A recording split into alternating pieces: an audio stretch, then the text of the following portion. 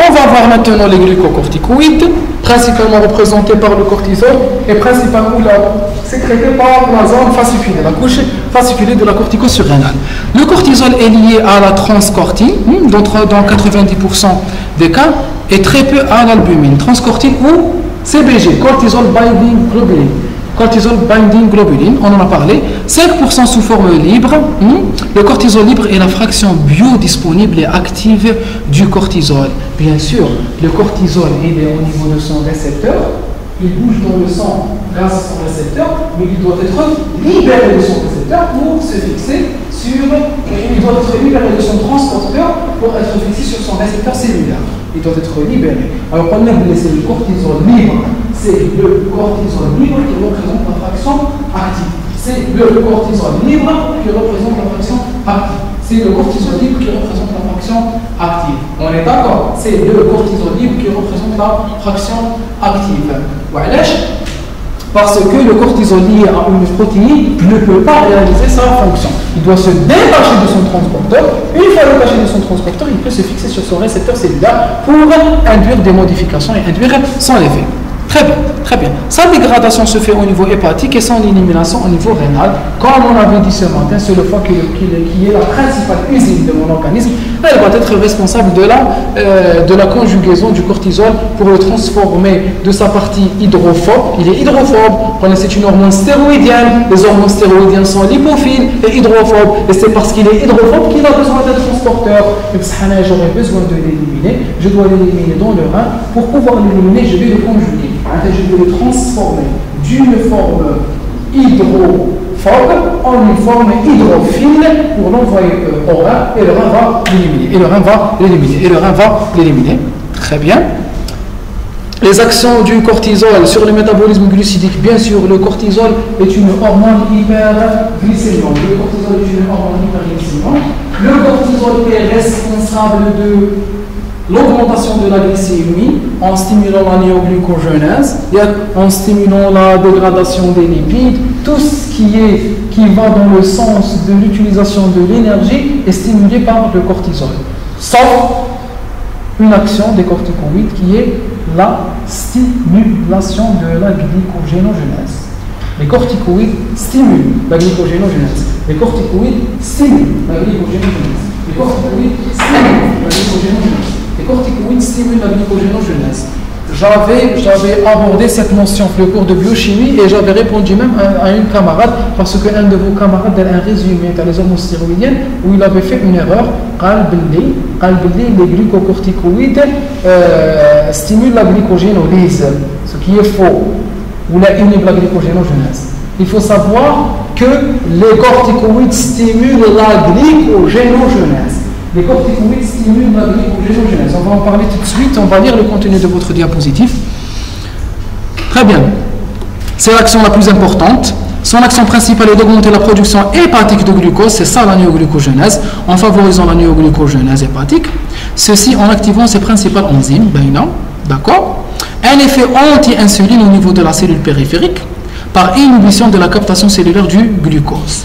Donc il va aussi inhiber la captation de glucose par les cellules périphériques. Pourquoi? Pour laisser la glycémie élevée. Augmentation de l'absorption intestinale de glucose. Il augmente aussi, il favorise l'expression des GLUT et il augmente l'absorption de glucose. Parlons maintenant de la glycogénogénèse.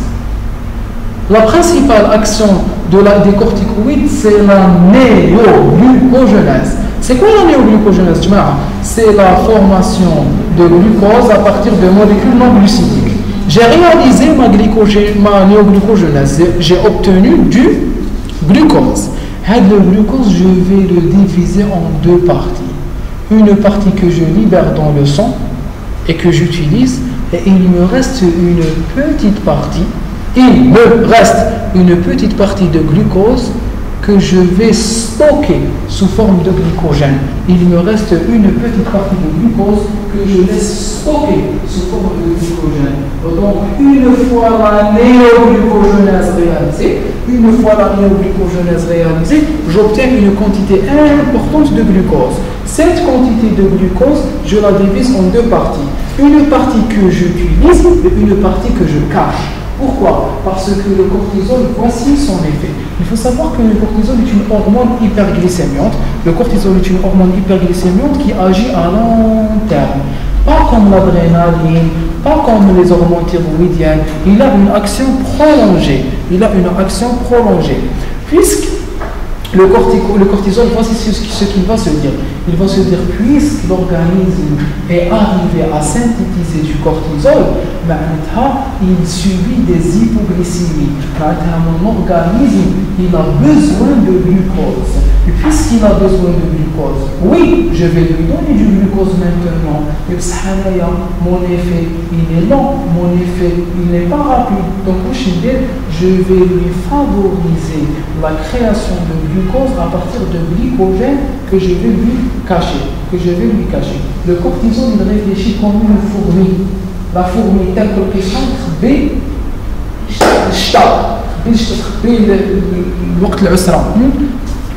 pas comme la cigale, et on chantait tout l'été, se trouvant fort dépourvu. Alors, on continue, s'il vous plaît.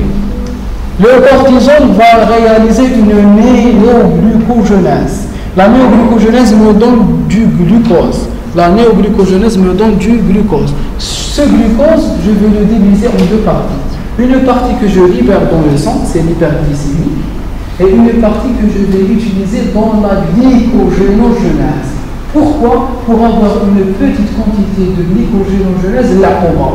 Donc quand j'aurai du glycogène qui est prêt à être dégradé pour donner du glucose. Est-ce qu'on est d'accord? Donc le cortisol va favoriser l'utilisation ultérieure du glycogène pour en tirer du glucose. Et c'est pour cela que le cortisol stimule la glycogénogenèse. Que le cortisol stimule la glycogénogenèse. Remarque, c'est quoi cette remarque? L'administration prolongée des glucocorticoïdes peut provoquer l'apparition d'un diabète, alors que l'ablation de la corticosurrénale provoquera des hypoglycémies. Bien sûr, le cortisol est une hormone diabétogène. À force de réaliser des hyperglycémies prolongées, elle peut être responsable d'un diabète.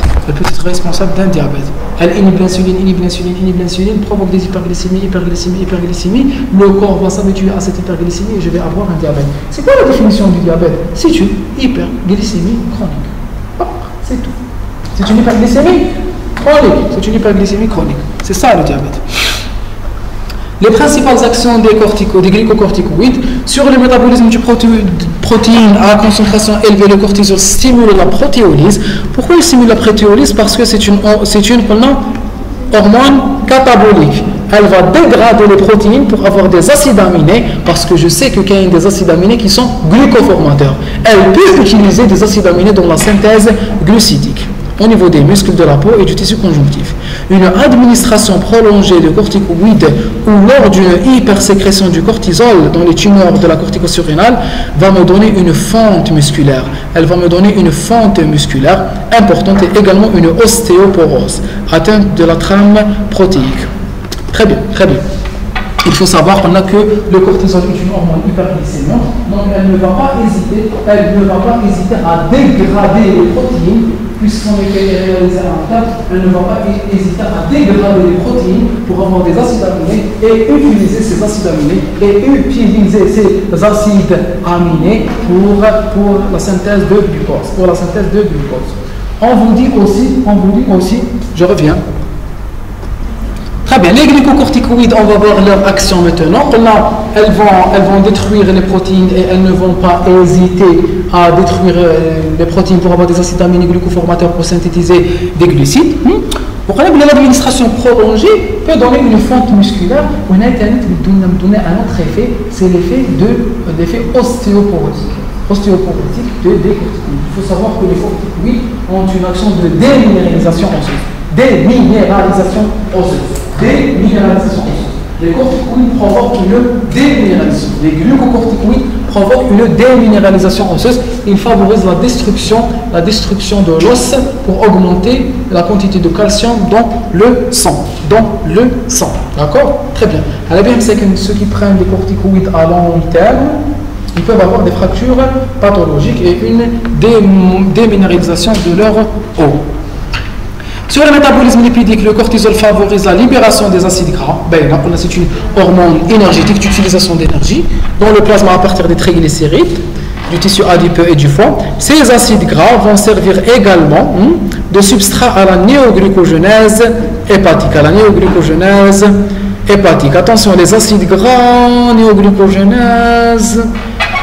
Il faut savoir qu'il faut avoir des acides gras impairs pour qu'ils soient dégradés en une autre molécule, mais que la molécule elle est utilisée dans la néoglucogenèse. C'est pas important.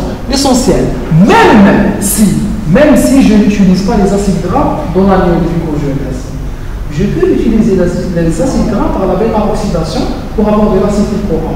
Donc, je peux avoir de l'acétyl-CoA et donc avoir de l'énergie grâce aux corticoïdes. Ça, vous n'avez pas compris. J'ai des corticoïdes.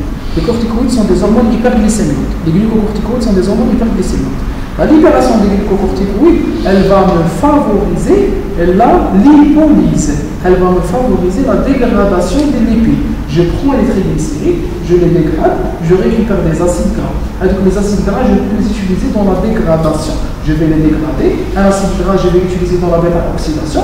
La bêta-oxydation va me donner de l'acétyl-CoA. L'acétyl-CoA, je peux le faire entrer dans le cycle de Krebs, je peux avoir du NADH et du FADH. Ces NADH et FADH, je peux les utiliser pour la chaîne respiratoire pour avoir de l'ATP. Donc je peux augmenter la quantité d'acide gras, je peux augmenter la quantité d'acétyl-CoA, je peux augmenter la quantité d'énergie grâce aux glucocorticoïdes. Et donc, puisque je peux utiliser les acides gras pour avoir de l'énergie, je peux diminuer la consommation de glucose. Pourquoi? Pour laisser le glucose aux organes insulinodépendants. Pour laisser le glucose aux organes insulinodépendants. Donc, quand j'ai des glucocorticoïdes, les glucocorticoïdes vont tout détruire. Ils vont détruire les protéines pour avoir des acides aminés du conformateur. Ils vont détruire les acides gras pour avoir de l'acétyl-CoA et synthétiser de l'énergie. Et ils vont aussi détruire toutes les molécules qui me permettent de détruire. Ils vont réaliser, plutôt à partir de ces molécules, ils vont réaliser de la néoglucogenèse. Donc, les différentes manifestations de l'utilisation des glucocorticoïdes me favorisent l'hyperglycémie et l'utilisation de l'énergie. Est-ce que c'est clair? Sûr. Très bien. Hi. Naam, une question.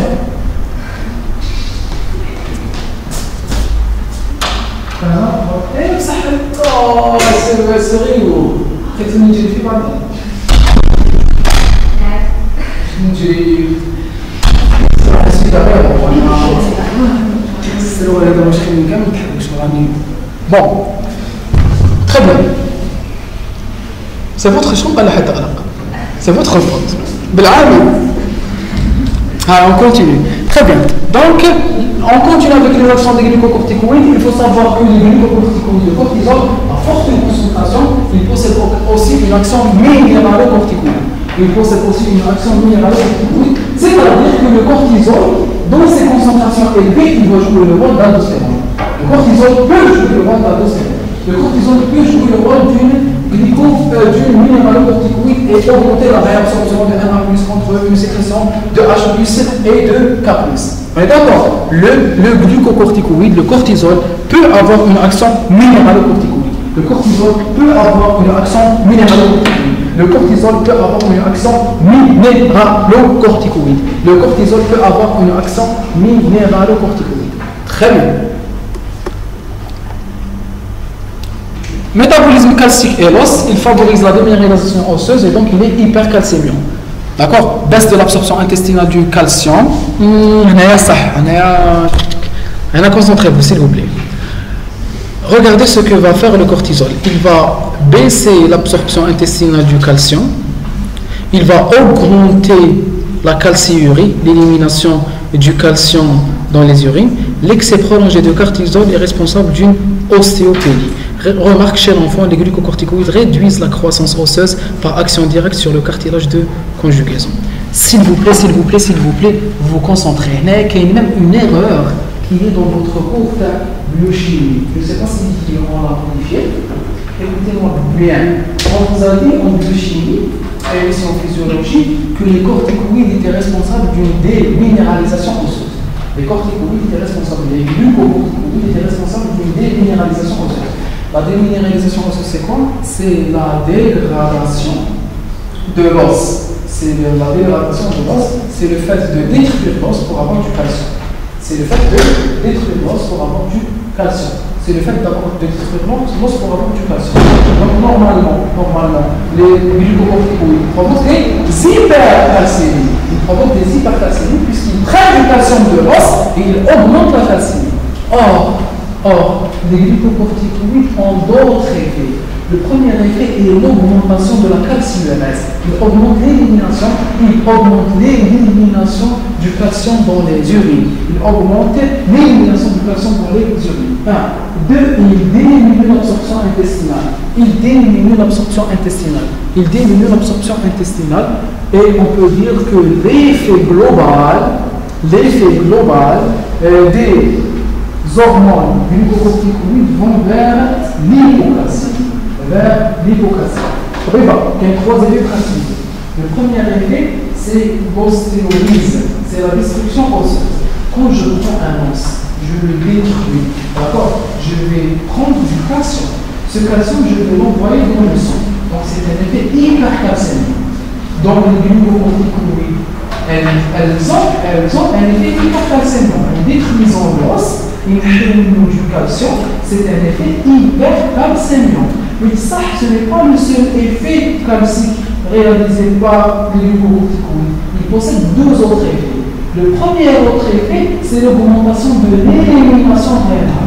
Les glucocorticoïdes augmentent l'élimination rénale de calcium. Le deuxième effet, c'est quoi? C'est le fait de diminuer l'absorption intestinale. C'est le fait de diminuer l'absorption intestinale. Donc les glucocorticoïdes diminuent l'absorption de calcium. Très bien. Donc 3 effets. Le premier, c'est l'augmentation du calcium dans le sang. Le deuxième, c'est l'élimination de l'urine. Le troisième, c'est la diminution de l'absorption intestinale. Donc quand je mélange ces 3 effets, je ne vais pas aller vers l'hypercalcémie. Je vais tendre vers l'hypocalcémie. Parce que les deux vont vers l'effet hypercalcémie. J'aurai un effet au global qui tend vers l'hypocalcémie. Très bien. Continuons. Action anti-inflammatoire et anti-immunitaire. Il faut savoir que les glucocorticoïdes ont une action anti-inflammatoire, mais aussi une action immunosuppresseuse. D'accord? Elles vont jouer un rôle d'immunosuppresseur. C'est-à-dire qu'elles vont supprimer l'immunité. La suppression de l'immunité, c'est un effet intranucléaire. L'effet anti-inflammatoire, c'est autre chose. S'il vous plaît, il ne faut pas mélanger entre effet anti-inflammatoire et immunosuppresseur. D'accord? C'est 2 effets complètement différents qui se complètent. Les glucocorticoïdes exercent à dose physiologique déjà, d'accord, une action anti-inflammatoire qui est mise en évidence à dose pharmacologique. Maintenant, quand je réalise des expériences, je peux prouver que le glucocorticoïde inhibe l'inflammation. Alors, comment je peux mettre en évidence expérimentalement cet effet? Très bien, pas seulement. Une bronchite sévère, on vous donne des corticoïdes. Jamais des glucocorticoïdes. Jamais. Qui n'a jamais pris de corticoïdes? Est-ce qu'il y a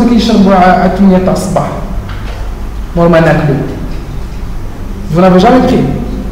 Inch'Allah, donc, j'en prenais beaucoup quand j'étais petit. Donc, les asthmatiques, par exemple,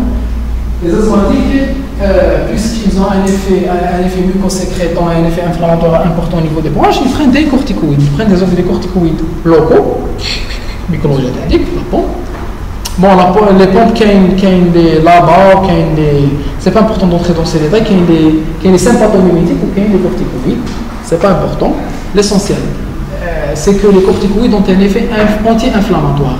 Ils diminuent la sécrétion de mucus, ils diminuent la réaction inflammatoire, donc on peut les prendre pour leur effet anti-inflammatoire.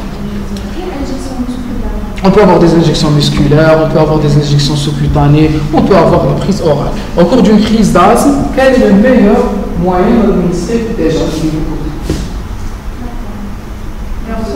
Non, c'est la voie orale. Quand le patient vient en crise d'asthme et qu'il peut prendre par voie orale, il faut préférer la voie orale. Sinon, on donne la voie solide. Sinon, s'il est dans un état critique, on peut aller vers la voie sous-cutaneuse. D'accord? Ou même intraveineuse, quand c'est vraiment catastrophique. La meilleure voie d'administration des glucocorticoïdes, c'est la voie orale au cours d'une crise d'asthme. Au cours d'une crise d'asthme. Très bien. Donc, ils sont utilisés dans le traitement des allergies, puisque les allergies, c'est des réactions inflammatoires excessives. Très bien. Sur le système cardiovasculaire, le cortisol potentialise l'effet vasoconstricteur des catécholamines. D'accord? Donc, il va jouer comme stimulant et il va avoir le même rôle. Il va potentialiser plutôt, il va augmenter l'effet des catécholamines. À l'âge, vous vous souvenez, le glucocorticoïde peut avoir, ça va faire un bruit. Les glucocorticoïdes avaient un effet minéralocorticoïde. On avait dit que les glucocorticoïdes avaient un effet minéralocorticoïde. Et c'est quoi l'effet minéralocorticoïde? C'est la réabsorption de Na plus et d'eau. Na plus et d'eau. Donc il va augmenter la pression artérielle. Il va aider les hormones catécholamines. Il va aider l'adrénaline. En lui donnant une quantité assez importante d'eau à mobiliser. Comme lors du syndrome de Cushing, où il existe une HTA, le syndrome de Cushing que vous avez vu en biochimie, où il y a une augmentation de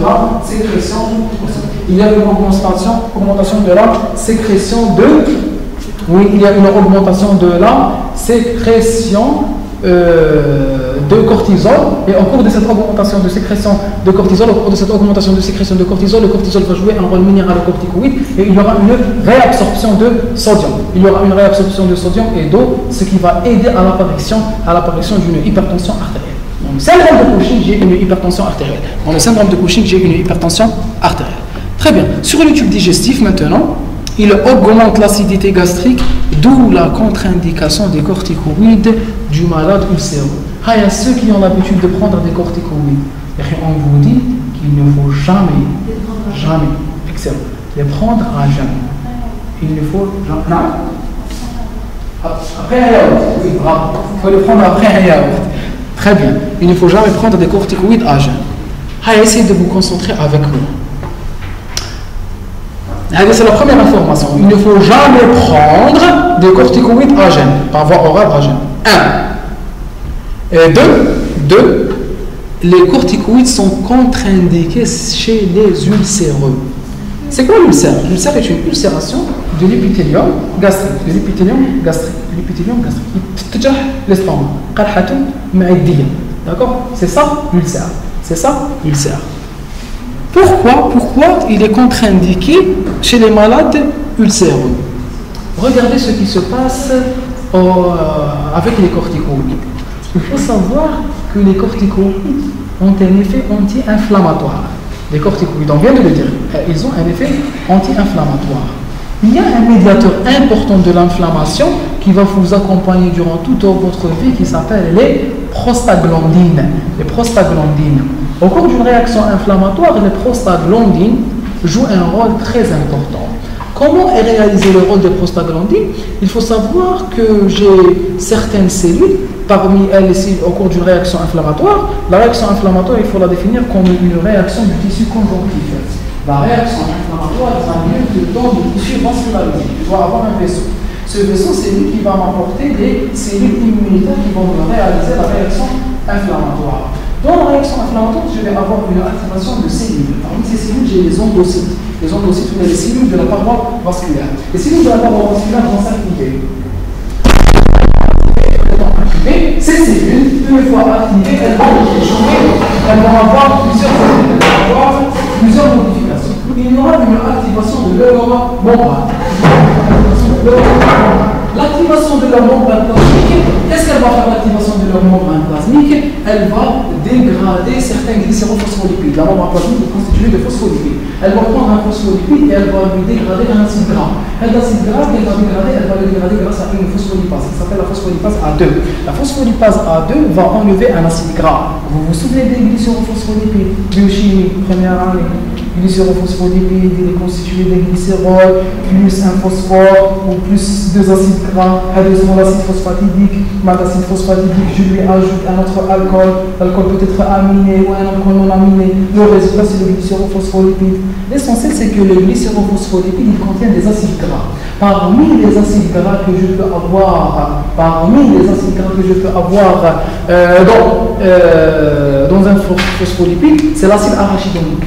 L'acide arachidonique, je vais le dégrader. Je vais enlever l'acide arachidonique du glycérophospholipide. Je vais avoir l'acide arachidonique. L'acide arachidonique peut subir deux voies. La voie cyclooxygénase et la voie hypooxygénase. La voie hypooxygénase va me synthétiser des leucotriens. Et la voie cyclooxygénase va me synthétiser des prostacyclines et des prostaglandines. Donc l'activation de l'inflammation va me synthétiser des prostaglandines. Quel est le rôle des prostaglandines? Les prostaglandines sont des vasodilatateurs et des bronchoconstricteurs. Ce sont des vasodilatateurs, bronchoconstricteurs, mucosécréteurs. Les prostaglandines sont des vasodilatateurs, bronchoconstricteurs, mucosécréteurs. Les prostaglandines sont des vasodilatateurs, bronchoconstricteurs, mucosécréteurs. Donc les prostaglandines en cours d'une réaction inflammatoire interviennent dans la sécrétion du mucus. À la fin, en cours du mucus, il traverse parce qu'il y a une bronchoconstriction, mais il y a aussi une sécrétion importante de mucus. Il y a une sécrétion importante de mucus. Les prostaglandines, leur effet, il n'est pas si mauvais que ça dans la vie courante. Parce qu'il faut savoir que dans l'estomac au repos, j'ai une sécrétion de prostaglandine. La prostaglandine va stimuler la sécrétion de mucus. Et le mucus va se déposer sur la paroi de l'estomac. Ça, il va se déposer sur la paroi de l'estomac, donc il va protéger l'estomac contre l'acidité.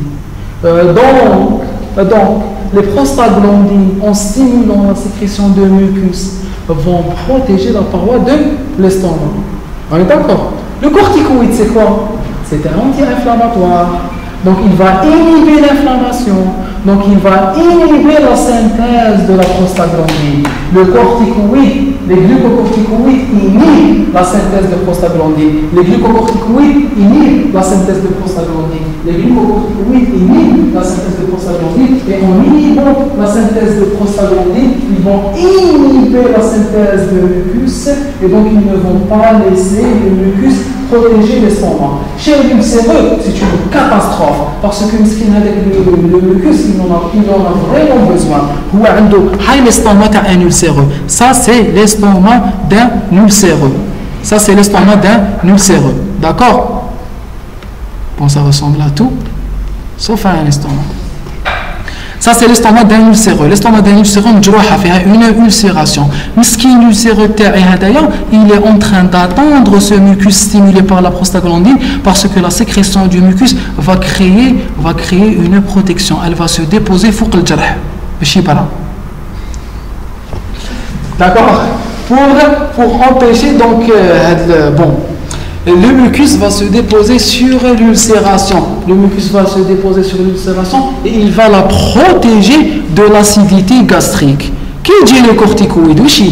Le corticoïde est un anti-inflammatoire. Il va inhiber la voie cyclooxygénase, l'hypooxygénase, et il va empêcher la sécrétion de prostaglandine. Pas de prostaglandine, pas de mucus, et le mucus et l'ulcération va rester au contact de l'acidité, et il y aura une aggravation de l'ulcère qui peut arriver jusqu'à la perforation, à la péritonite, à la mort de l'individu. Il y aura une arrivée de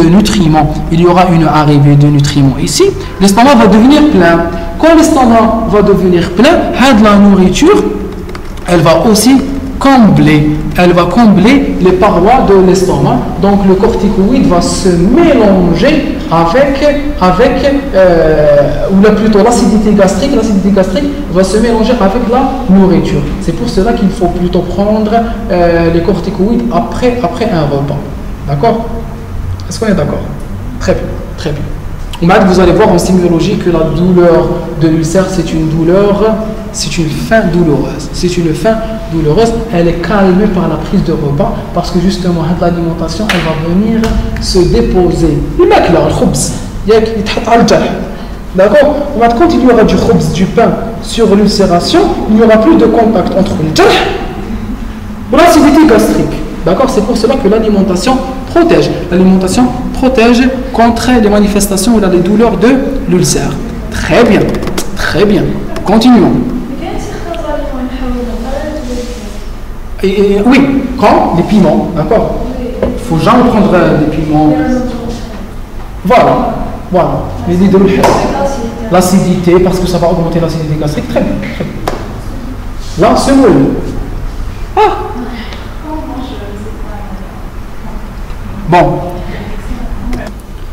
Sur le système nerveux central, le cortisol a tendance à augmenter l'excitabilité du SNC et à stimuler l'appétit. Pourquoi le pic le cortisol pendant 8 heures, 8 heures, 8 heures et demie du matin. D'accord, 8 heures, 8 heures et demie du matin. Elle est bien, c'est bien de travailler le matin. C'est bien de travailler le matin. Qui s'appelle le pic de cortisol. Qui va faire la bibliothèque ou la fête. À 9 heures, c'est parfait. Vous êtes en train de subir l'action de le pic de cortisol et vous pouvez très bien vous concentrer. D'accord. Donc, avec le temps que la majorité des étudiants يدوروا فيه وما داموا بلاصه ما ديش صحتها ما يهبطوا كيف وما داروش يشربوا قهوه وما يعاودوا يوليو حتى ل 10:30 هذيك entre 9h et 10h30 c'est un temps qu'il faut savoir exploiter. Il faut savoir exploiter. Quand on travaille bien la première heure de la journée, خلاص, on continue bien la journée. Et là fait comme la première et la deuxième heure, ça sera difficile de rattraper. Très bien. On remarque, le cortisol inhibe la synthèse hypophysaire d'ACTH, c'est un rétrocontrôle négatif, par feedback négatif. Donc, dans les traitements prolongés par les corticoïdes, la sécrétion d'ACTH est fortement inhibée. Si le traitement est arrêté brutalement, on aboutit à une insuffisance surrénalienne. Donc, il faut procéder à un arrêt progressif de ce traitement par diminution quotidienne de la dose. Quotidienne ou hebdomadaire. Là, on vous parle de l'insuffisance surrénalienne aiguë. Une insuffisance surrénalienne aiguë. Il faut savoir que quand une personne, je la mets sous corticoïde, si elle a une maladie auto-immune ou elle a un cancer, je dois inhiber l'inflammation. Je la mets sous corticoïde.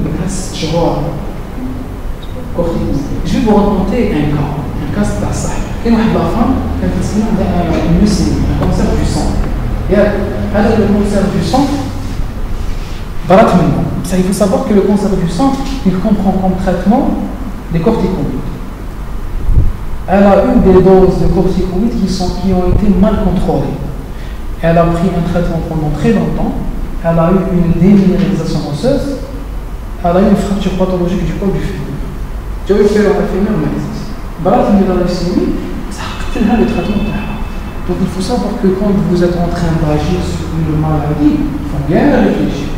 D'accord. Donc elle est guérie de sa leucémie. Et les enfants, c'est un service des matos, non? Ça arrive très souvent. Mais elle n'a rien à faire pour sa guérison puisqu'elle est morte. Elle est morte à cause de l'effet iatrogène du médicament qui l'a guéri. Donc, quand on met une personne sous corticoïde, on la surveille. On la surveille régulièrement. Il faut éviter de donner des corticoïdes en médecine générale. En médecine générale, on touche les corticoïdes et même d'accord. On essaie de contrôler la maladie sans arriver au corticoïde. Très bien. Certaines personnes doivent être mises sous corticoïdes pour de longues durées. Quand j'arrête les corticoïdes, il faut savoir que je suis en train de donner des corticoïdes. Premier mois, deuxième mois, troisième mois, quatrième mois, etc., etc. Le corticoïde va exercer un feedback négatif. Le corticoïde va être élevé dans le sang, il va inhiber l'hypophyse va diminuer la sécrétion d'ACTH. Ça, oh là là là. Diminuer, elle ne travaille plus. Quand il y a l'ACTH, pas le métal. Est-ce que tu dis que la CTH, l'anti-hypophyse, est-ce que vous avez besoin de la CTH? Non, on n'en a pas besoin. C'est le corticoïde. Ah oui, je dois. C'est le premier jour. Le deuxième jour, dites pas. Est-ce que vous avez besoin de la CTH? Non, on n'en a pas besoin. Le troisième jour, dites pas. Quatrième jour, dites pas. Cinquième jour, dites pas. Dixième jour, dites pas. 20e jour, dites pas. À un certain moment, elle ne donne plus d'ACTH. Elle va devenir feignante. Quand on ne travaille pas, on devient feignant. Donc elle ne va pas sécréter de l'ACTH et la sécrétion d'ACTH va diminuer. Tellement elle a subi le rétrocontrôle négatif par le cortisol du médicament. Charge de cortisol. Le cortisol a inhibé l'ACTH. L'ACTH, sa sécrétion est devenue très basse. Supposons que je prends mon patient, je lui arrête les corticoïdes subitement. L'ACTH n'est pas sécrétée. Elle ne sécrète pas. Je vais lui dire sécrète maintenant. Le corticoïde médicamenteux n'est plus apporté. Recommence à sécréter l'ACTH. elle ne peut pas recommencer directement à sécréter la CTH pour reprendre la sécrétion. Donc, arrêt brutal, la CTH n'est pas fonctionnelle, j'aurai un hypocorticisme sévère et brutal qui peut tuer le patient. C'est l'insuffisance surrénalienne aiguë. Donc, quand je mets une personne sous corticoïde, que je dois arrêter le traitement, il faut diminuer progressivement. Elle prend 5 mg, nous limitons à 3 mg, 2 mg, 1 mg par kilogramme, puis j'arrête. Je remarque que la fonction physiologique de la CTH peut reprendre à elle-même, par elle-même. Très bien.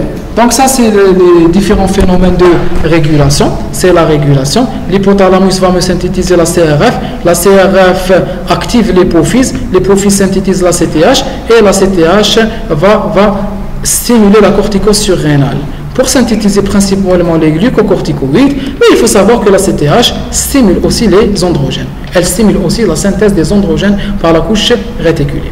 Très bien. Quels sont les facteurs exogènes qui stimulent la sécrétion des corticoïdes? Le stress, l'hypoglycémie, l'exercice musculaire. Quand je mets mon organisme en exercice, il commence à consommer du glucose, il commence à consommer de l'énergie, donc il envoie des messages au centre supérieur pour leur dire « Eh oh, j'ai besoin d'énergie, je suis en train de me contracter, donnez-moi du cortisol pour qu'il puisse réaliser des hyperglycémies, pour que les hyperglycémies m'aident dans ma fonction. Très bien. Régulation du cortisol, le contrôle de la sécrétion du cortisol est essentiellement dépendant de la CTH, produite par les cellules corticotropes de l'antihypophyse. La CTH est sous le contrôle de la CRF, d'accord, et est soumise au rétrocontrôle négatif. On l'a dit. Le stress psychologique, le cortisol protège l'organisme des effets défavorables du stress. Ça, c'est les facteurs environnementaux. Donc, on a le stress, l'augmentation de l'exercice musculaire, l'hypoglycémie augmente la sécrétion du cortisol. Très bien. La sécrétion du cortisol se fait par pic. On a dit le pic, il se fait le matin à 8h, entre 8h et 8h30. Elle est augmentée le matin au réveil. On a tout dit, le matin au réveil, et diminue en fin de journée. Notion importante lors des dosages hormonaux. Donc, je veux doser le corticoïde. Il faut savoir que pour doser le taux basal de corticoïde, j'hospitalise le patient et je lui dose à minuit. Je ne fais pas le doser à 8h, d'accord? Je vais le trouver élevé. Donc, le patient à la tête, je lui enlève du sang. C'est très difficile. Donc, quand le patient très haut depuis la cortisol, tu auras un faux résultat. Chaque service il a sa propre méthode. D'accord? Quel d'autres moyens? Les tests dynamiques, les tests vous allez les voir en endocrinologie, rien ne presse. L'essentiel, on vous dit qu'il faut éviter le dosage le matin parce qu'il y aura un pic de cortisol. Vous allez trouver le cortisol élevé. Et la CTH aussi. La CTH exerce un rôle trophique sur les surrénales. Rôle extrasurrénalien de la CTH, mélanostimulante, ce qui explique la mélanodormie lors de l'insuffisance surrénale primitive. Donc il faut savoir que la CTH est synthétisée à partir d'un précurseur qui est la fameuse pro-opiomélaноcortine. Vous vous souvenez de la pro-opiomélaноcortine? La pro-opiomélaноcortine va me donner la CTH, mais elle va aussi me donner d'autres molécules, comme la LPH, la alpha-ASH, etc. La alpha-ASH va stimuler la granulation des granules de mélanine dans la peau. Donc elle est responsable de l'aspect bronzé. Essayez de tenir le coup.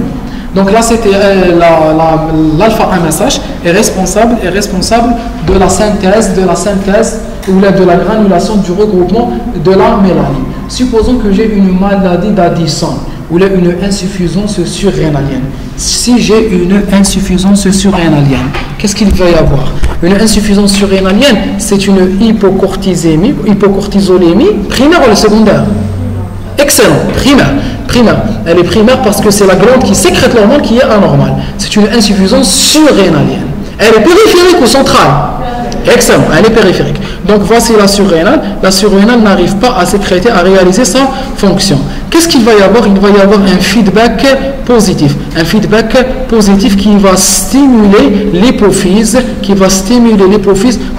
pour augmenter sa synthèse d'ACTH. Elle va la stimuler pour qu'elle synthétise plus d'ACTH. Or, la synthèse de l'ACTH doit passer par la pro-opio-mélanocortine. La pro-opio-mélanocortine. Et la pro-opio-mélanocortine, quand elle est synthétisée, elle va être divisée entre autres, ou elle est transformée entre autres en alpha-MSH. Et l'alpha-MSH va stimuler la granulation de la mélanine, et la granulation de la mélanine va me donner un aspect bronzé.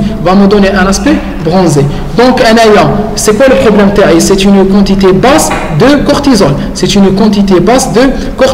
Le cortisol est diminué, il va stimuler l'hypophyse. L'hypophyse va augmenter la synthèse d'ACTH. Or, la synthèse d'ACTH doit passer par la synthèse de la pro-opio-mélanocortine. Je vais augmenter la synthèse de pro-opio-mélanocortine.